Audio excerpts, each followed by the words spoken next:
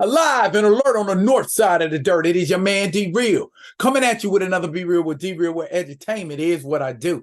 It's the weekend, y'all, and I'm dropping weekend stizzle.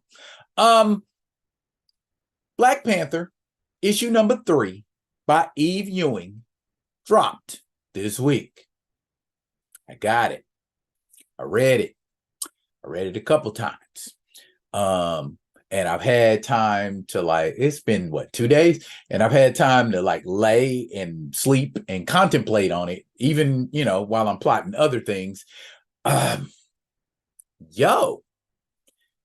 Developmental issue is what I think it is.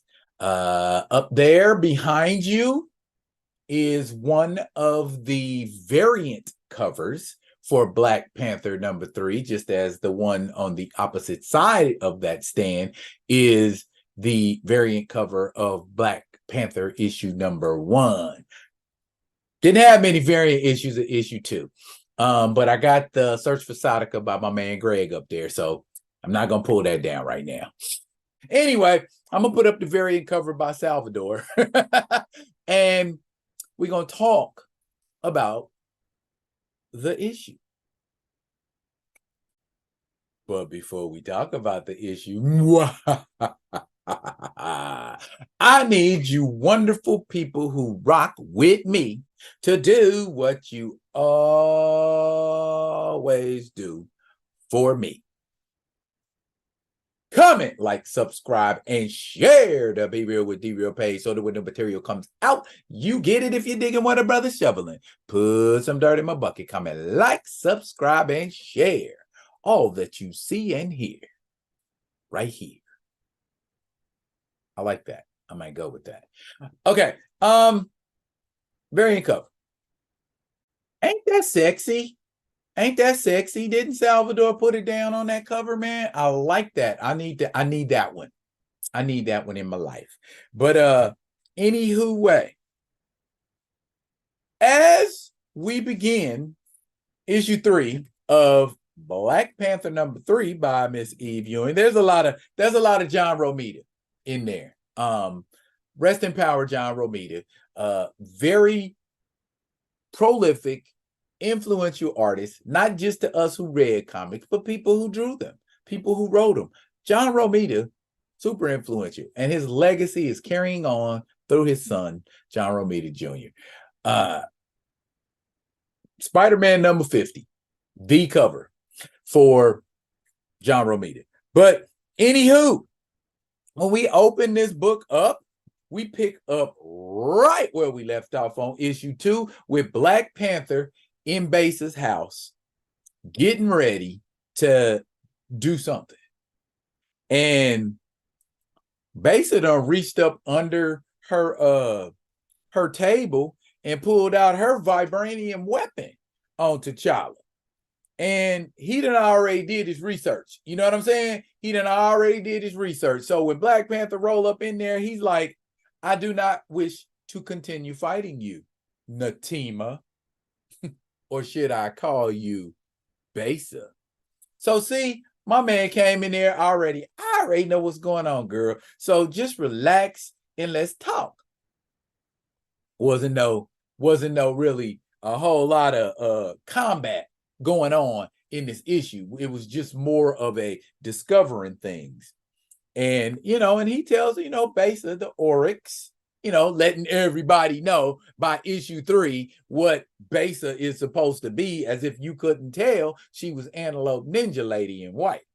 Anyways, though, she told him to get out and then put her knife, well, it ain't a knife, a double-sided blade, to his throat.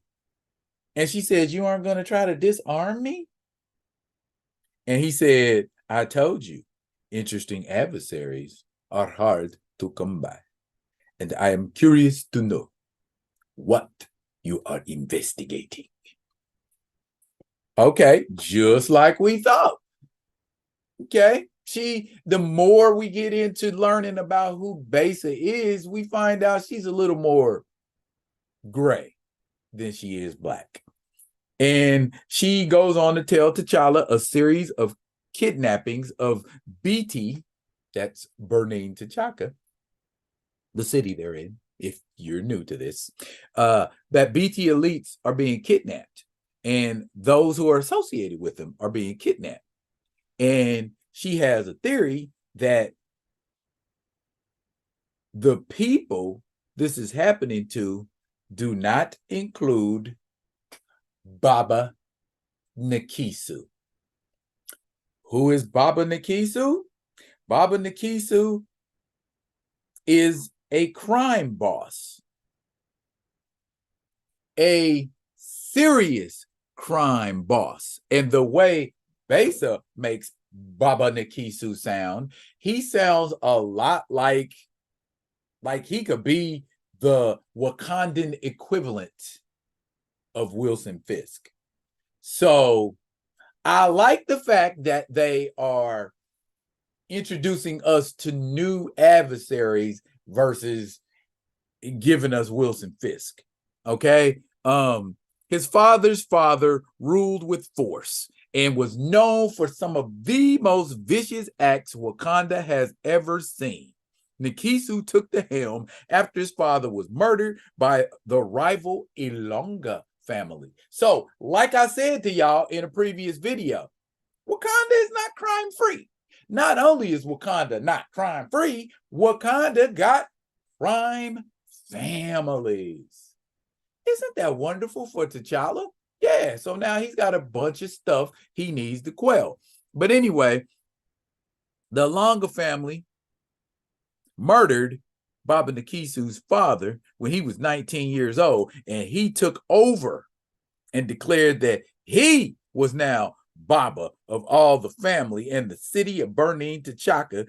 And the crazy thing, same kind of thing like Wilson Fisk, he decries crime publicly, but secretly he's involved in racketeering, laundering, bribery, and everything nasty you could think of. And they also go to explain, or rather T'Challa asks her why was she in Niobe's office. Remember the little lawyer cat when she came in his office? Yeah, why was she in there? And ask what does he have to do with the kidnappers? And she goes on to explain none. One of the people who disappeared had loaned money to a local vendor who brought the paperwork to Niobe to look over. I had hoped the records might be illuminated, is what Besa told him. Long story short, he also reveals to her in no uncertain terms, nah, I gotta show y'all this.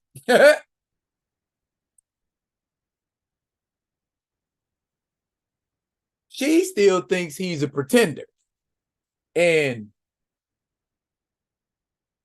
throws her knife at him. T'Challa's looking out the window.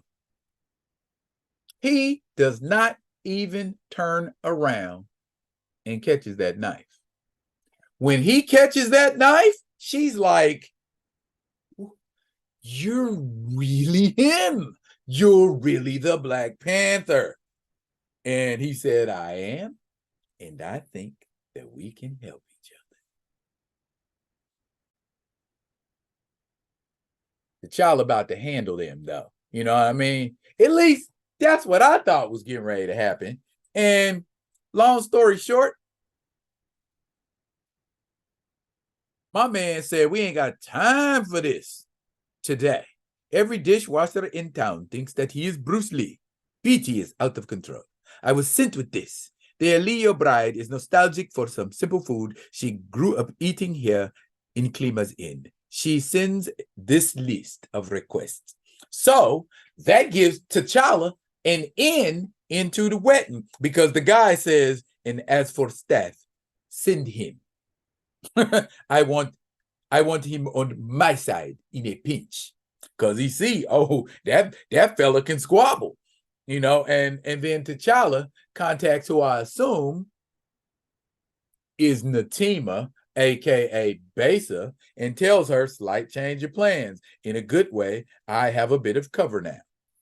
And good is how they respond. And then we see Besa getting ready to try on a dress that she's going to wear to the function, the wedding.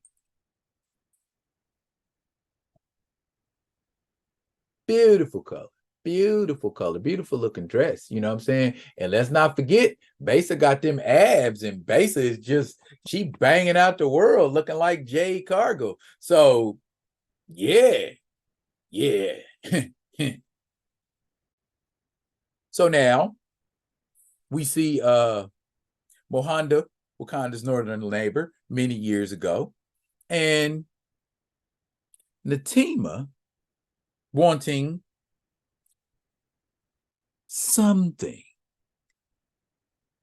And we read the conversation, and Natima is packing a bag, and she's saying, focus, Natima, focus. And then we can hear a conversation, which we must assume is between her parents going on. And one person says, our child from the very womb, no matter what. And then I assume this is the dad. I don't care. It's a disgrace on our family. All of the hopes and dreams we invested. What am I supposed to tell my father, my brothers? Natima, where are you, my love? They're going into the room, but she done left a charm laying on the bed.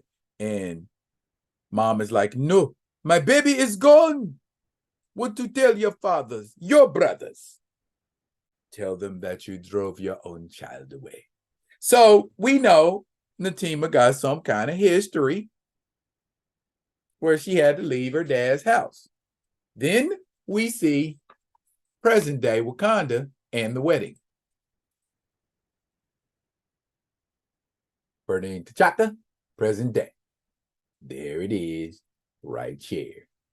And then we got some kind of reporter lady who's covering it. So exactly like you would think a big time wedding will be covered. So long story short, Ize's in the wedding and he's in contact with Natima. And he's saying special delivery from Pfizer's, the authentic taste of Klima's end for the bride on her special day.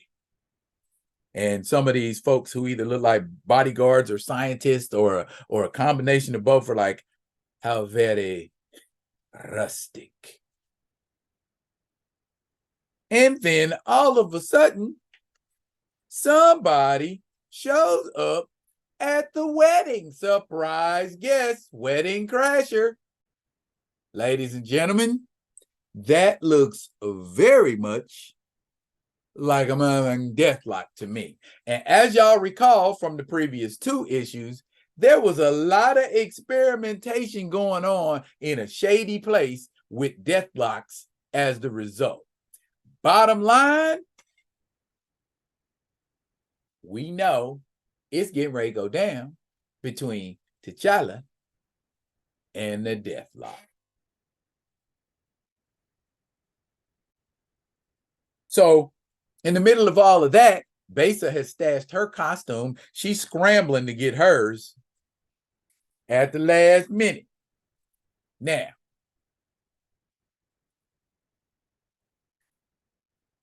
Deathlock has killed somebody. T'Challa's in his uniform, and he's like, I am here, and this appears to be a deathlock. To be continued. Next issue, showdown. So we finally get to see some squabbling going on. Again, some significant squabbling. Preview of next month's cover. So what's going on with T'Challa?